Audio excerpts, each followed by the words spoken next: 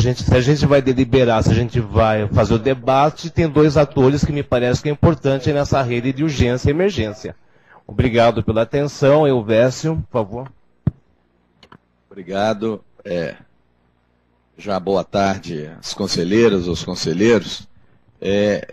Com muita satisfação que a gente está finalizando o processo de negociação com CONAS e CONASEMES e com o próprio conjunto do governo federal, com a própria presidenta Dilma, de mais uma das redes temáticas dentro do nosso esforço no campo da atenção, de construção das redes de atenção à saúde, como a gente já teve a oportunidade aqui de falar, com os mesmos componentes e sempre reafirmando aí que o que o Odorico já colocou, um dos nossos trens temáticos, não o trem mineiro, mas o trem mesmo, dentro do trilho da articulação interfederativa, dos contratos que certamente vamos fazer União, Estados e Municípios.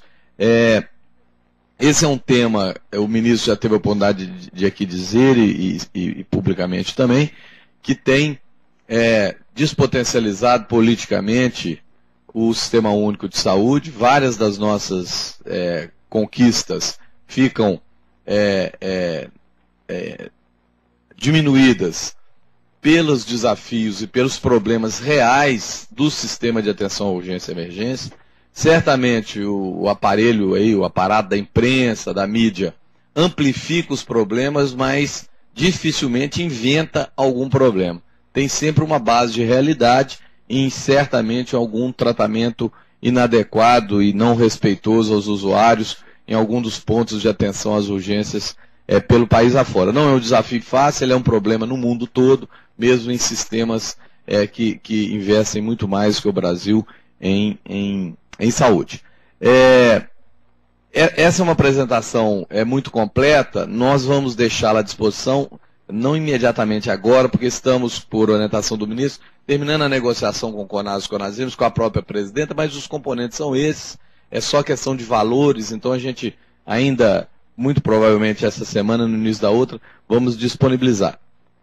Eu vou passar aqui, como é que é? Você passa? Pode passar.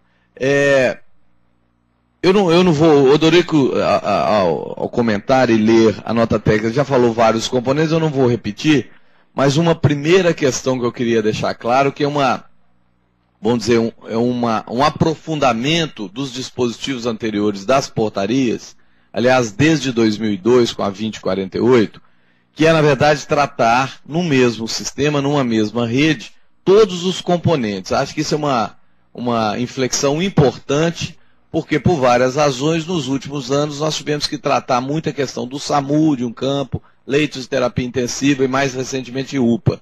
Isso descaracterizou, de alguma forma, o conceito de rede integral de urgência e emergência. Essa é uma inflexão que eu queria reforçar, que estamos fazendo, inclusive mudando alguns dos conceitos, eu vou dizer a seguir, como, por exemplo, na questão das UPAs. Então, essa questão da promoção e prevenção, da atenção primária, que já foi objeto de debate e resolução deste Conselho, nós estamos cada vez mais convencidos que o tema do atendimento aos agudos, aos usuários portadores de algum sofrimento ou enfermidade aguda, no seu própria unidade básica de referência, é o mais adequado, com a equipe que o conhece, e além disso legitima cada vez mais o sistema de atenção primária. Essa coisa de ter unidade, toda vez que fica doente ou sofrendo alguma coisa, ter que ir obrigatoriamente a uma porta de entrada hospitalar, por si só já faz desviar esse fluxo ao olhar sempre muito sábio dos usuários. Então, dar as condições às unidades básicas para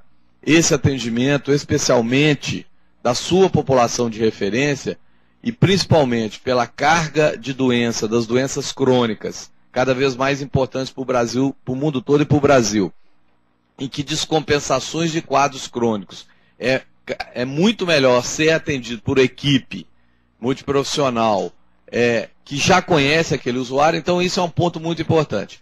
Nós temos um dado muito ruim de estrutura física, por exemplo, dentro de outras questões de processo de trabalho, de agendamento, de equipe, de fixação de profissionais, mas tem um dado por si só já dificulta muito esse movimento na atenção primária. 75% segundo pesquisas da UFMG feitas para o Ministério da Saúde e a ANS do IBGE, 75%, 74% das unidades básicas de saúde do Brasil não tem sequer a metragem mínima requerida pela RDC 50 da Anvisa. Isso por si só é um desafio enorme, tanto que vamos fazer um grande investimento, como já foi aqui colocado, não só na ampliação, mas na reforma. O presidente anunciou ontem na Marcha dos Prefeitos, uma reforma em massa financiada pelo governo federal das unidades básicas, também com vistas, dentre outras coisas, ao tema da atenção ao agudo como componente da urgência. Questão das UPAs, do SAMU, as portas hospitalares, nós temos menos de 300 hospitais no Brasil, que são as grandes âncoras da urgência e emergência. Eu posso dizer, tem pesquisas nesse sentido, que a imensa maioria das reportagens, divulgações que detratam muito o SUS estão nessas cerca de 300 portas de entrada. Então elas têm que ter um foco especial de atenção e de cuidado de nossa parte. Um outro drama muito importante, a gente brinca que a urgência tem só dois problemas, a entrada e a saída. A entrada, as portas de entrada nos mais variados pontos. A saída, como uma das alternativas necessárias à continuidade do cuidado, o tema dos leitos de retaguarda, né? Que em algumas situações é muito mais grave do que a própria questão da porta de entrada, da sua estrutura física, tecnológica, do processo de trabalho, da classificação de risco, da composição da equipe, dos insumos. Então, a questão dos leitos, e nós temos dois pontos muito críticos. A terapia intensiva, especialmente de adulto, em alguns pontos do país ainda, a terapia intensiva pediátrica é problema, não no país todo, mas de adulto é praticamente no país todo, com ênfase nos grandes centros e nas médias cidades.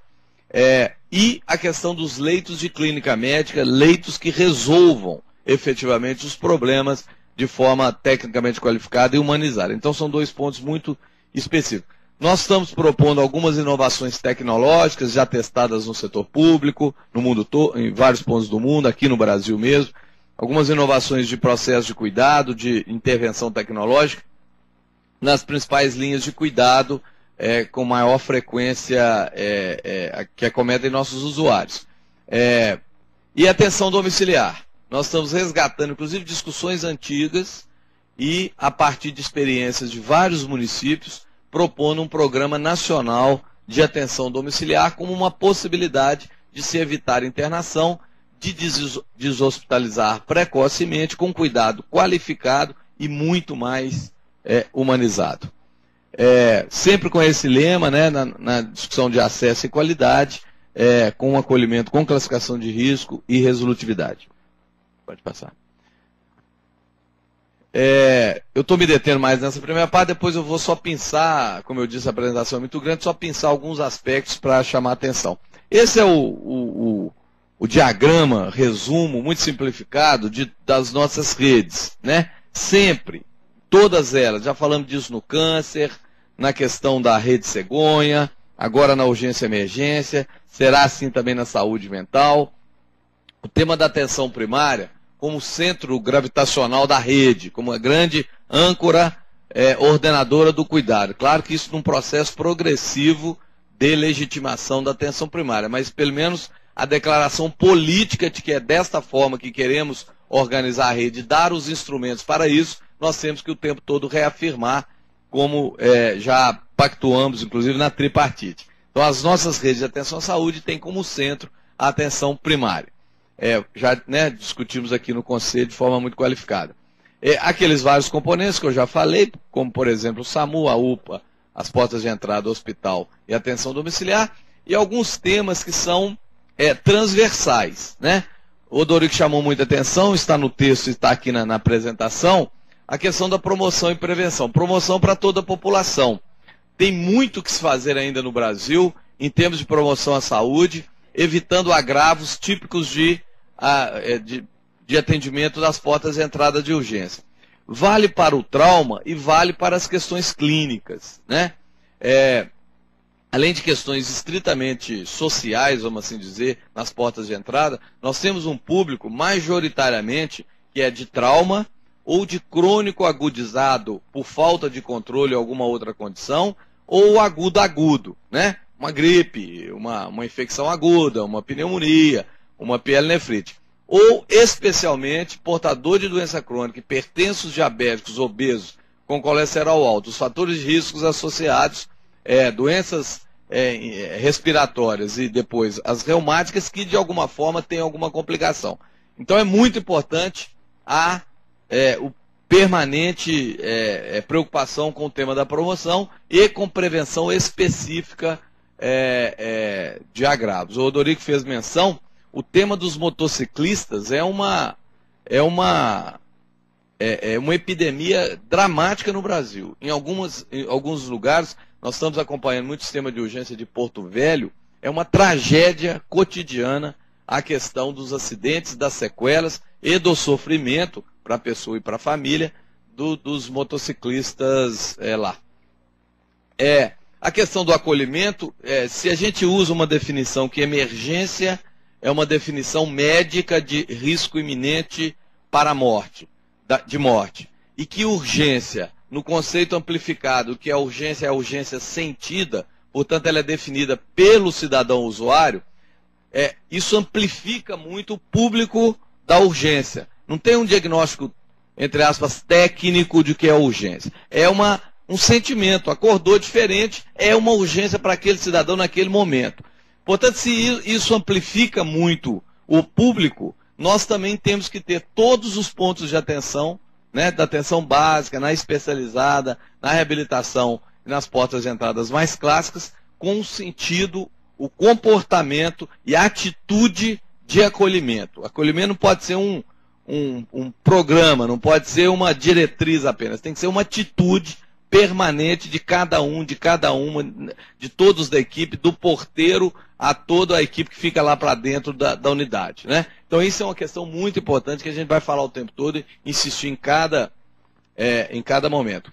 A questão da qualificação, né, para não dizer dos outros temas relacionados à força de trabalho, quer dizer, a alocação adequada, a disposição para o cumprimento da carga horária, do contrato, as condições de trabalho, a segurança no seu trabalho, o apoio terapêutico e diagnóstico para o trabalho da equipe, a segurança em relação até apoio de outras equipes. Isso é muito importante, vale dizer, desde o treinamento estritamente técnico de como avaliar adequadamente uma dor torácica, que só 30% são insuficiência coronariana, até a questão da qualificação no sentido de abordar um cidadão, uma cidadã num momento de muita fragilidade, de muito sofrimento, de muita angústia. Tem questões, inclusive, éticas, humanitárias envolvidas, mas é um tema muito importante. A questão da informação, nós queremos insistir que as portas de entrada de urgência são poderosos sentinelas do sistema de atenção à saúde, né? É um bom retrato do que acontece no seu sistema de saúde, naquela região, naquela microrregião, naquele município. Quer dizer, um município, uma microrregião que seus diabéticos permanentemente estão atendidos só nas unidades de urgência, tem alguma coisa de problema naquela região que não é da porta de entrada, mas ela está expressando um problema sistêmico. Então a questão da informação para a melhoria da gestão, do controle, da qualidade, é muito importante. E o aparato regulador. Tem tecnologias, tem experiências, mesmo aqui entre nós, customizadas para o Brasil, mas nós temos uma origem do aparato regulatório nas urgências de mais de quase 50 anos dos franceses, que mostram que regular bem o fluxo da urgência, identificar riscos, classificar os riscos, dar uma boa informação, orientar a distância, fazer telesaúde, são ferramentas muito poderosas no melhor ordenamento do fluxo dos usuários, sem obstrução, mas dando a melhor resposta às diversas demandas dos usuários, que pode ser um conselho por telefone ou uma intervenção com uma equipe médica no local. Então essa gradação, ela é permanente, ela é dinâmica, mas ela faz parte dos nossos conceitos de regulação. Pode passar? Eu não vou, nesse componente, pode passar. Já foi aqui colocado, não vou repetir, depois fica disponível, pode passar. Isso só reforçando, quer dizer, nós temos uma questão muito importante das causas externas e das doenças coronarianas, artério-coronarianas, né? Incluindo aí também neoplasias. É um padrão brasileiro muito importante. Pode passar? Isso tudo tem impacto na urgência e, felizmente, como nós estamos conseguindo ficar mais tempo vivos, mais chance de ter esse tipo de doença, mais chance de precisar ser atendidos, né? Pode passar? O Odorico fez menção, quer dizer, nós temos números, além de tudo, além da questão assistencial humana, temos uma questão econômica do sistema muito importante. Pode passar. Vou ser bem rápido. Pode passar. A chance... nós estamos, né? Essa é a pirâmide da composição etária, a pirâmide demográfica. Isso aqui, nós estamos mais ou menos dessa forma. É claro que em região para região muda muito. Nós temos no Brasil diferenças enormes, né? Padrão da Europa do Norte com padrão da África, da Ásia. Mas a média brasileira é mais ou menos essa. Ela vai ficando cada vez mais gordinha no meio, à medida que mais população proporcional idosa existe em relação aos jovens, né? Nós estamos ainda no chamado bônus demográfico, que inclusive tem impacto positivo na economia. Isso vai se agravando e certamente isso tem um impacto assistencial e econômico para o sistema de saúde monstruoso, né? O percentual de pessoas com mais de 80 anos ele é pequeno em relação ao número, mas ele é gigantesco em relação às demandas necessárias do sistema de saúde. Pode passar. Isso é uma projeção também do número de pessoas com as várias idades. É interessante depois ver com calma, não vou entrar em detalhe. Isso mostrando a importância das doenças crônicas no conjunto dos óbitos no Brasil, né? 67% são doenças crônicas, né? E as cardiovasculares estão lá seguidas pelas neoplasias. Pode passar. E depois vem as externas aqui embaixo. Pode passar? Isso aqui é um motivo que nós vamos ter uma linha de cuidado muito específica, que é a questão coronariana. Nós ainda temos números muito ruins. É dos poucos números que o sistema único no sistema público é pior, claramente, do que o setor privado. Nós ainda temos taxas de mortalidade em doença coronariana intra-hospitalares 4 vezes maior que o setor privado no Brasil, que já tem índices do mundo desenvolvido, e temos 30% de mortes sem atendimento, que é muito grave, né? Mesmo com o SAMU. Isso já foi no Brasil 57% antes do SAMU. Pode passar. Bom, é a mesma coisa, eu não vou repetir. Quero chamar a atenção no componente atenção primária, para sair do discurso para a prática. Sem sala de observação para dar um mínimo de continuidade ao atendimento ao agudo daquela população referenciada, nós não estamos falando numa atenção primária resolutiva. Portanto, nós estamos introduzindo a tipologia já frequente em muitos municípios da sala de observação como lugar para dar continuidade a uma crise hipertensiva, uma cólica renal, uma crise asmática, e em algumas situações de não pontos de atendimento contínuo naquela localidade, as chamadas salas de estabilização acopladas à atenção primária até a chegada de um recurso ou transporte responsável imediato. A questão do SAMU, nós estamos com uma preocupação enorme com a qualidade do SAMU. Nós temos exemplos de excelência no Brasil, exemplos de muita ruindade no SAMU no Brasil. Nós já começamos, na verdade, um programa de verificação da qualidade do SAMU, sequer da existência das centrais de regulação. SAMU não é somatório de ambulâncias distribuídas, né? Qualificação da equipe, uma série de quesitos que nós estamos por telefone, pela ouvidoria, consultando base a base, se é verdade que a ambulância está ali, se é verdade que ela funciona 24 horas, se tem equipe, quem que é a equipe, qual a qualificação. Os dados ainda são muito ruins, nós temos um programa específico para os próximos 4 anos de estar qualificando o SAMU. E mais uma questão que cada vez mais transformando os SAMUs municipais, nessa ideia que o Odorico lembrou bem, que é uma questão supramunicipal, na maioria das vezes, em SAMUs regionais, já com experiências muito interessantes pelo Brasil afora. Eu não vou falar do custeio, nós temos ainda uma insuficiência de custeio, o Ministério da Saúde se propõe a pagar 50% do custeio do SAMU, 25% municípios, 25% estados. Era o acordo lá de trás, né? Via de regra, os estados não cumprem, né? Cadê o Jurandir? Já que você falou que o Jurandir não está aí, eu posso ficar mais à vontade. Mas ele sabe dos dados, os municípios têm arcado cada vez mais e o Ministério estabilizou com isso. Hoje o Ministério cobre por volta de 30% do custo, né? Então nós temos uma proposta a ser fechada de crescer o financiamento federal para dar sustentação aos municípios, né, Arilson, que estão pelejando.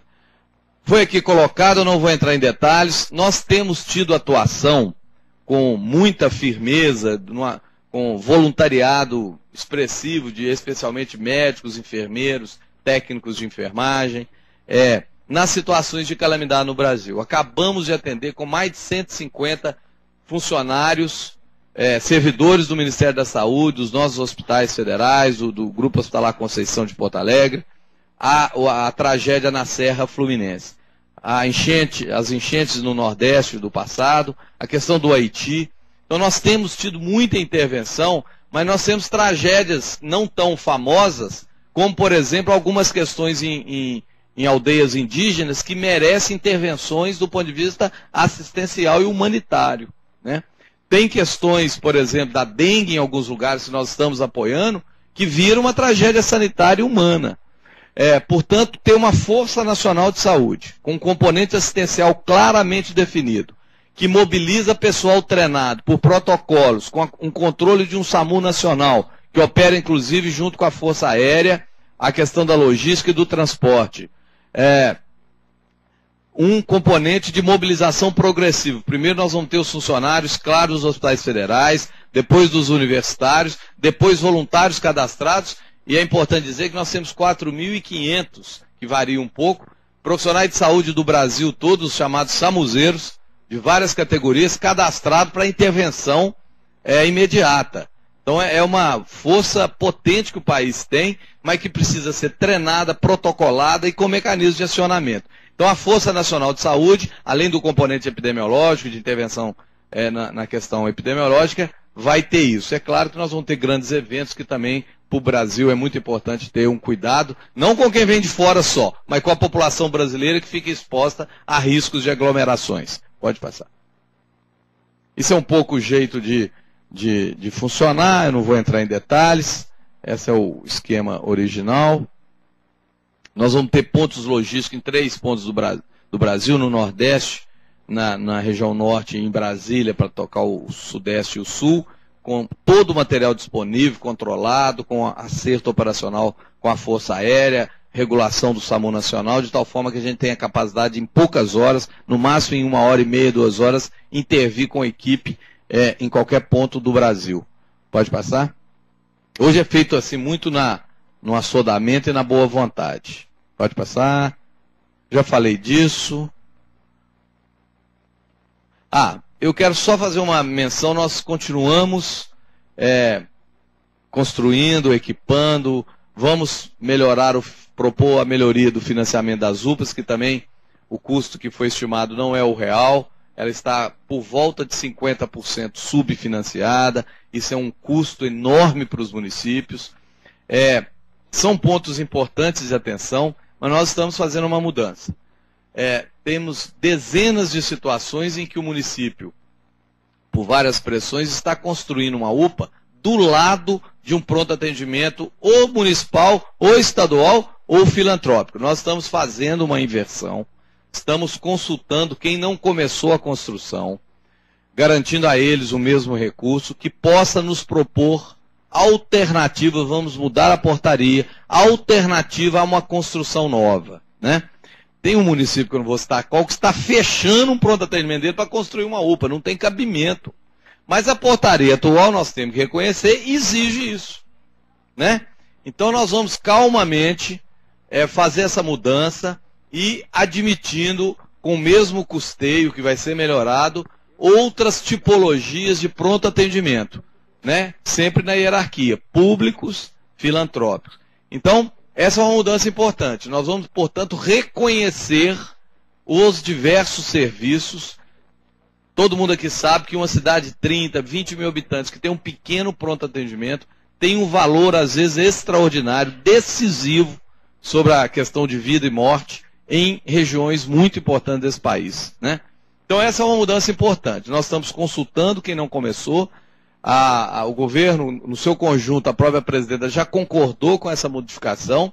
Vamos cumprir a meta do compromisso de governo de 500 novas, mas serão 500 novas unidades de atendimento, né? Que pode ser, portanto, uma melhoria, mas tem que ter padrão, tem que ter condições estruturais, composição de equipe, processo de trabalho, especialmente com acolhimento com classificação de risco e sistema de informação.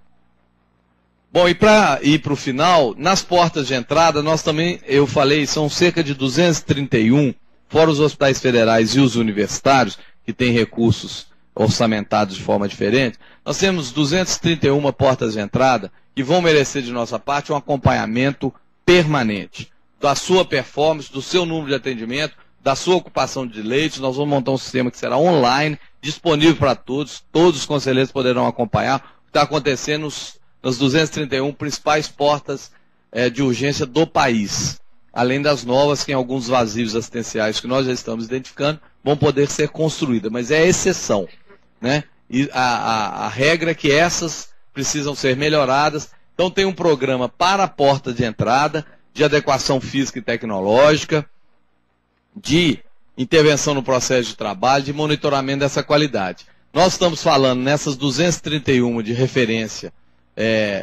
que nós pesquisamos, mais os federais e os universitários, já atingindo nesse momento cerca de 130 milhões de pessoas de referência, portanto são as grandes âncoras do sistema de urgência. Pode passar? E vai ter um financiamento específico em bloco, porque o grande peso é a equipe de recursos humanos, a equipe médicos, enfermeiros, outros profissionais. Então, a nossa proposta é o Ministério vir sobrefinanciar a equipe dentro da porta de entrada. E a última questão...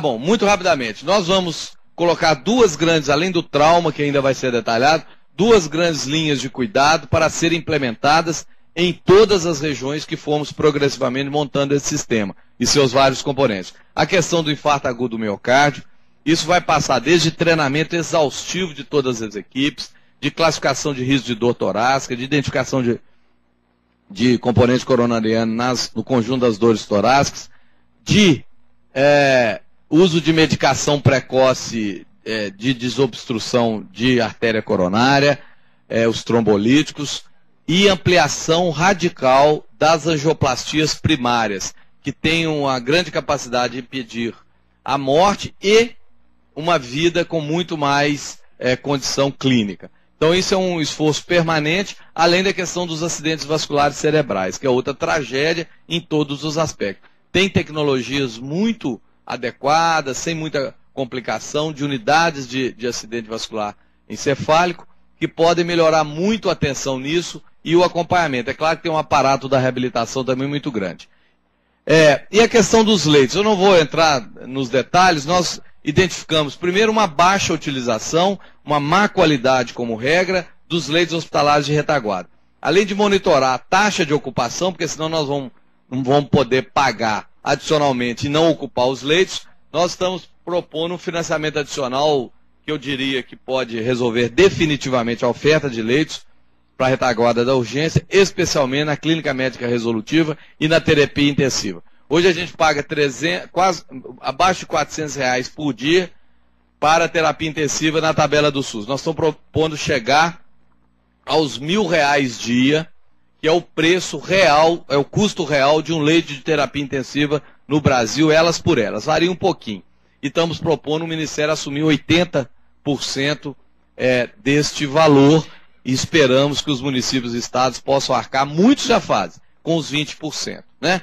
Viabilizando agora leitos estritamente regulados, 100% na central, contratualizados e monitorados. E a ideia nossa não é nenhuma intervenção em estados e municípios, é um papel mais protagonista do Ministério, em que a gente vai ter equipe, técnicos, acompanhando cada uma dessas situações onde a gente contratualizar a rede toda, né? Evidentemente coordenado estadualmente pelo Estado, com a participação dos COSENs e da capital, quando for capital, mas com a presença física do Ministério da Saúde.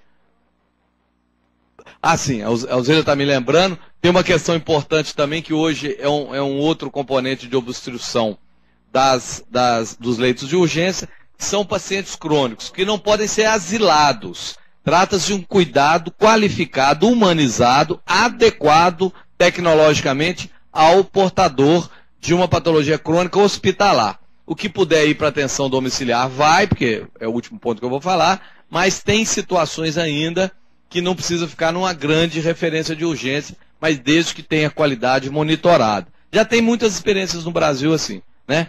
É inclusive uma das alternativas para ir cada vez mais reduzindo a questão dos hospitais psiquiátricos. É uma alternativa. Portanto, o componente porta de entrada e hospitalar é esse. E o último componente que nós estamos introduzindo é a atenção domiciliar. Nós, por várias pesquisas e várias experiências hoje de municípios, estamos propondo uma referência de uma equipe de atenção domiciliar, olhando 60 pacientes, né, por mês, uma equipe para cada 100 mil habitantes. Então nós estamos propondo 1.907, quase 2.000 equipes para o Brasil. Na verdade, como a gente não tem recurso para tanto, a gente faria cerca de 1.000 nos próximos 4 anos, deixando a projeção para as outras 1.000, porque eu acho que também é a capacidade operacional, além de financeira nossa, para até 2018. Então essa é uma questão importante. A gente fez um estudo muito detido nesses meses sobre custo. Uma equipe deve custar por volta de 41 mil com carro, custeio, uma equipe multiprofissional. Nós estamos propondo 80% pelo governo federal, inclusive muitas, que hoje deve existir umas 150 no país, são custeadas quase exclusivamente pelos municípios. Então as antigas também entrarão nesse processo. Então, assim, fui muito, desculpando pelo tempo gasto, mas fui muito correndo, porque é um assunto muito complexo. Certamente esse conselho vai poder depois voltar a debater vários dos aspectos, e a nossa proposta é que isso tudo tenha uma matriz de avaliação pública, como o ministro tem insistido, que seja de todos, e a gente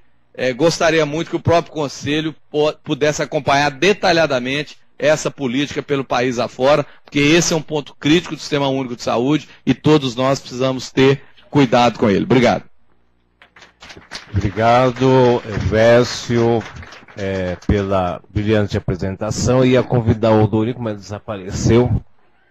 Deve ter tido alguma urgência, emergência administrativa e foi resolver. De qualquer maneira, uma pactuação. Na realidade, assim, a gente vai abrir o debate, mas eu queria que os colegas já estivessem atentos a uma proposta de resolução que se encontra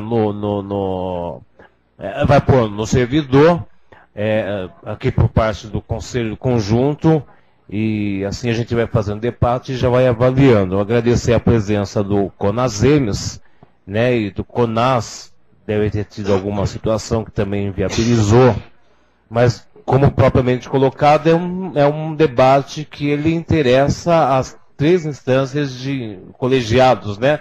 CONAS, CONASEMES e a própria CIT no momento adequado. A gente está falando do atendimento e aquilo que impacta diretamente com os municípios e que impacta diretamente com os estados. Eu queria chamar a atenção sobre alguns aspectos que foram colocados e já lançar uma curiosidade para ser respondida no momento adequado, que é justamente a humanização e a curiosidade com a estrutura de fato que vai conseguir atender a Copa e Olimpíadas. E aí, quando fala do atenção domiciliar, eu aprendi lá no Seminário Internacional de Saúde Auditiva, com a Cristina Bis, e aí me causou uma curiosidade da compreensão de como que a atenção domiciliar aí proposta, eu posso estar equivocado, ela vai dialogar com a Estratégia de Saúde da Família e com os NASF, né, Núcleo de Atenção à Saúde da Família. Me causou uma curiosidade de como que se dá o diálogo entre 3 ações estratégicas importantes. Já estão abertas as inscrições. Eu estou vendo, então, agora a Fernanda está sendo colocada no site. Mantenham as mãos, eu vou pedir para manter. Aqui já está inscrito a Marisa, a Rosângela, a Jurema, o Arilson, o Jorge, o Clóvis e a Fernanda. Eu estou vendo o Júlio, como que é o nome? Lígia, Ruth, Carrígio, Alcides e Lurdinha e Santinha, Flávia, Vilen. Caminhamento. E só um minutinho, Vilen e Júlio. Tá bom? A proposta é que a gente, já vou te abrir, Clóvis, é que a gente tente ser o mais breve possível, né? Lógico, e que esse debate ele não vai se encerrar aqui. Qual a sua proposta de encaminhamento? Não, é que justamente em relação à questão de horário, que seja proposto aí 1 minuto e meio, 2 minutos, para todos poderem falar, senão não vai ter como. Nós estamos agora, 13h já. Tá, e pedir desculpa pelo Vécio, que o atraso na realidade foi nosso, mas assim, estamos atrasados, mas nem tanto atrasados. Mas eu acho que vale o sacrifício. Eu queria ponderar o seguinte, esse debate é complexo. A gente falar 1 minuto e meio é impossível, não tem como tratar nada, tá entendendo? A gente tem que dar um tempo mínimo para o Conselho se pronunciar, pô. Eu acho que a gente vai tentar trabalhar com um teto, uma questão de bom senso. 1 minuto, 2 minutos, 3 minutos, 5 minutos, 1 hora, sempre vai ser o suficiente. Só que tem uma coisa prática, né? A gente precisa sair às 1h30 para o almoço e retornar às 2h30. Então eu tenho só um minutinho, gente. Gostaria de terminar o raciocínio e estou vendo as pessoas levantarem a mão. Eu vou permitir a palavra. Eu acho que a gente precisava, então, minimamente definir como que a gente vai encaminhar de forma prática. Questão de ordem aqui, Zé Marcos. Questão de ordem, o que é? Proposta... Você pediu, eu estou pedindo pedir. Minha proposta é que a gente, dado que esse é um assunto importante, que é um assunto que a gente não pode tratar superficialmente e tudo mais, que a gente possa interromper agora essa discussão e voltar imediatamente depois do almoço com um prazo um pouco mais estendido para a gente poder fazer melhor a discussão. Olha, interromper agora e voltar depois do almoço com essa discussão significa mexer também nos outros itens de pauta que tem convidados. Então não é tão simples assim, apesar de entender a forma como foi colocado. Acho que a gente poderia minimamente tentar fazer uma discussão de 1 hora. Júnior, me desculpe, o que é a sua questão de ordem? Eu também não me sinto confortável em um tema da importância e relevância como esse, falar em 1 minuto e meio, com um tempo a decidir também. Se não há possibilidade de voltar depois do almoço, eu quero propor trazer a pauta outra vez, para que a gente possa estudar, debater internamente e que possamos tomar posição de forma mais consciente. Então, gente, que horas são agora? Desculpa. Então, se a gente conseguir permitir que as pessoas tragam as suas considerações agora, até 1h30, mas já garantir, né, que esse item de pauta... Você está falando para voltar numa próxima reunião, Júnior? Sim, sim. E que a gente volte depois para aprofundar o debate na próxima reunião, ou não faz nenhuma intervenção agora e fica garantido até na próxima reunião. Me permita, até porque eu estou entendendo que o governo vai discutir com Conas e Conasense também ainda, vai pactuar ainda, ou seja, há a possibilidade de modificar essa proposta inicial. Então foi apresentada, eu acho importante que a gente possa se tomar conhecimento. Agora, talvez fosse mais interessante trazer, inclusive, a versão definitiva, para que a gente possa debater com mais consciência, inclusive. Tá, Rosângela, proposta de encaminhamento?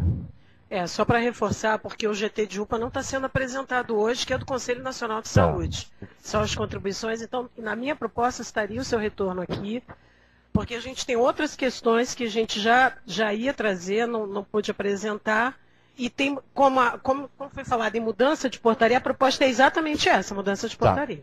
A mesa está entendendo, com todo respeito ao conjunto, que fica suspenso imediatamente esse item, que a mesa diretora que garanta, né, acho que o pleno está entendendo que isso deve voltar com o tempo suficientemente para fazer o debate na próxima reunião, né, que todo o documento que foi aqui apresentado, que a apresentação, como que chama? A degravação da apresentação seja com brevidade enviada ao Conselho Nacional de Saúde, aos conselheiros, e que na próxima reunião a gente garanta essas inscrições também, e garanta o debate do item de urgência e emergência, que na realidade era um balanço, mas agora vira um item de debate no Conselho Nacional de Saúde, haja vista a conjuntura e até a falta de alguns atores importantes aqui nessa reunião hoje. Podemos encaminhar dessa maneira? Ok? Então, imediatamente está suspenso o debate, as inscrições ficam mantidas e os encaminhamentos para a próxima reunião. É isso? Sugiro, então, que a gente saia imediatamente para o almoço. Que horas são? Que horas são, por favor? 1h, e voltemos às 14... Que hora? 14h30. Para iniciar o próximo item de pauta. E os fóruns se reúnem para definir as suas indicações. Obrigado.